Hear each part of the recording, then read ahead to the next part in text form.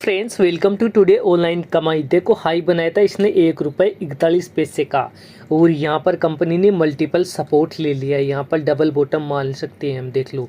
और यहाँ पर गिरावट बहुत ज़्यादा हो गई है। इसका 52 लो 68 पैसा है। अभी यहाँ पर आप देख सकते हो एडवांस चार्ट में गिरावट बहुत ज़्यादा हो गई है। लास्ट टाइम यहीं पर कंपनी ने सपोर्ट लिया था और आज कंपनी वहीं पर है।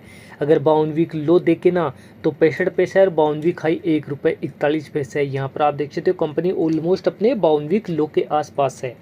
अगर आपके पास में ये शेयर है तो भाई लेटेस्ट जानकारी अब इसी चैनल पे मिलेगी, तो चैनल को सब्सक्राइब करके बगल का बेल आइकन दबा देना है। बट वीडियो ओनली नॉलेज के लिए, ओनली स्टडी बाय सेल के लिए नहीं, खुद का एनालाइज करना जरूरी है। फंडामेंटल चेक करें, मात्र 63 करोड़ की कंपनी है जिस पर 81 करोड़ का डेप्ट है। बट कंपनी में 3 करोड़ का रिजर्व है, तो डेप्ट ज़्यादा है, यानी कि मार्केट कैप से भी ज़्यादा डेप्ट है। प्लस 108 करोड़ को और भी लाइबिलिटीज है, यानी कि ये भी कर्जे ही होते हैं, ध्यान रखना। प्लीज नहीं है, प्रमोट नहीं है, कुछ नहीं है। इंट्रांसिंग वैल्यू प्लस में, ईपीएस भी प्लस में है। सेल्स ग्रोथ देखो 3200%, प्रॉफिट ग्रोथ भी हो रहा प्लस में। लेकिन 278 करोड़ का एसेट पड़ा हुआ है। आरएसआई 35 है और सोल्ड है, ध्यान रखना। टोटल एसेट 284 करोड़ का है और 1 रुपये 1 पैसा इसकी बुक वैल्यू है। अब देखो दोस्तों, कंपनी पर डेप्थ ज़्यादा है, ये ध्यान रखना। डेप्थ ज़्यादा है प्लस प्रमोटर नहीं है, प्लस कंपनी में डेप्थ से भी ज़्यादा एसेट पड़ा हुआ है। ये भी एक प्लस पॉइंट है कंपनी में कि एसेट बहुत ज़्यादा है। हालांकि कंपनी में केस कम है बट एसेट बहुत ज़्यादा है। कंपनी 2007 से लगातार काम कर रही है। मैन्युफैक्चरिंग का कंसेप्ट वाइट टेस्ट का ये काम कर रही है, ध्यान रखना।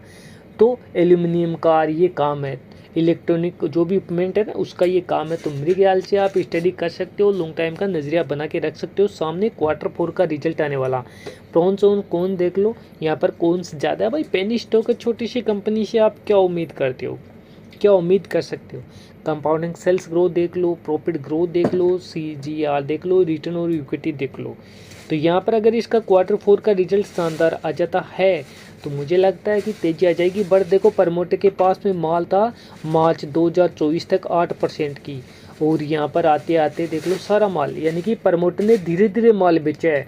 दिसंबर 2022 में 58 था, फिर धीरे धीरे 34 किया, फिर 11%, 8%। अब देख लो, मतलब प्रमोटर लगातार कंपनी को छोड़ के भाग गए। इसका मतलब कुछ तो ऐसा है जो हमें नहीं पता है कि प्रमोटर धीरे धीरे अपनी कंपनी का माल क्यों बेच रहे।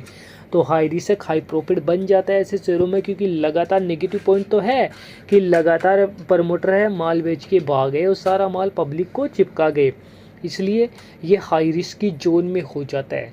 तो मेरे ख्याल से स्टडी करने की ज़रूरत है दोस्तों, एनालाइज खुद का करने की ज़रूरत है। Thank you.